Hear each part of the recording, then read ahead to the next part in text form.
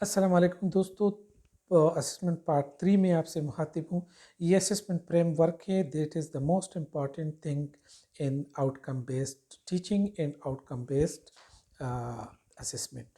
तो ये इसमें क्या बहुत ख़ास बात है, इसमें ख़ास बात ये है कि फ़र्ज़ करें आप डायरेक्शन को नहीं जानते, तो इसका मतलब है कि ना आप टीचिंग पेडागोजी की जानते हैं, ना आप असेसमेंट के जो क्राइटेरिया है उसको आप जानते हैं, जो असेसमेंट की जो पैरामीटर्स होंगे वो फिर आप नहीं जान सकेंगे।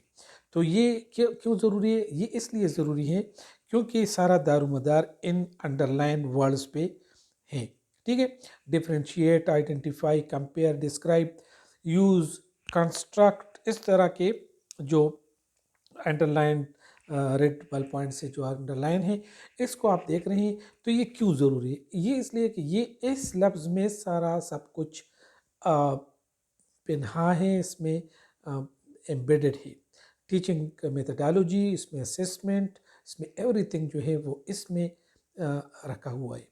Differentiate between climate and weather जब आप करेंगे तो इसकी पेडागोजी भी अलग होगी, फिर इसकी असेसमेंट भी अलग होगी। Identify the general types of climate होंगे तो इसकी टीचिंग पेडागोजी भी अलग होगी, इसकी असेसमेंट भी अलग होगी। तो मैं आपके सामने एक सिंपल सा उसूल रखता हूँ। मसलन ये देखिए, ये जो डिफ्रेंशिएट है इसका ताल्लुक, ये दरअसल ब्लूम्स टेक्सोनोमी की अंडरस्टैंडिंग से इसका ताल्लुक है। जो बार नज़र आती है ब्लैक कलर की, इसको आप देखें, डिफ्रेंशिएट से बार यू अंडरस्टैंडिंग, ये कंपेयर भी अंडरस्टैंडिंग में आता है। आइडेंटिफाई और डिस्क्राइब ये रिमेंबरिंग में आते हैं, लेकिन एक और डिस्क्राइब जो है वो अंडरस्टैंडिंग में आता है। यूज़ अप्लाइंग में, कंस्ट्रक्ट अप्लाइंग में।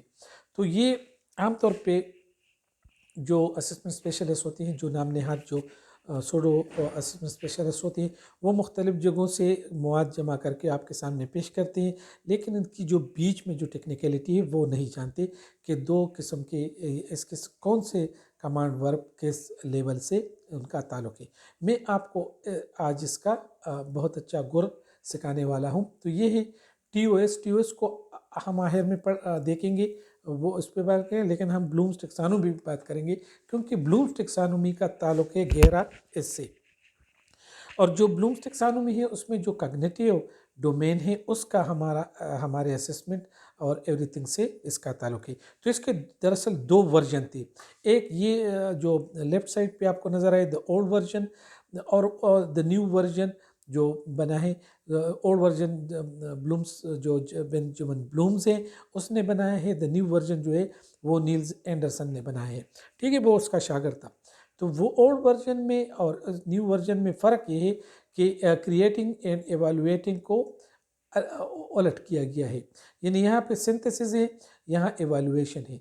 एवेलुएशन यहाँ पे सेकंड लास्ट पे है, क्रिएटिंग फर्स्ट लास्ट, और शुरू remembering, understanding, applying, analysing, evaluating. और ये जो है knowledge, comprehension, application, analysis, synthesis, evaluation, ये सारे नाउन्स है और ये सारे वर्ब्स है।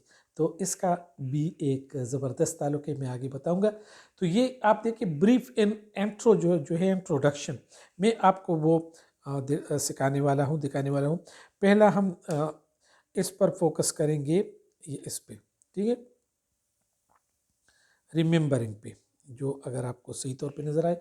रिमेंबरिंग का मतलब है कि students are asked to recall previously learned information. बच्चों से जो पहले उसने सीखी हुई चीज़ें हैं वो रिकॉल करना है, न उनके आपस में ताल्लुक़ का बताना है, न कुछ और करना है। कितनी कुर्सियां हैं, कितने शहर हैं, इसको लिस्ट बनाए, ये बनाए, वो बनाए।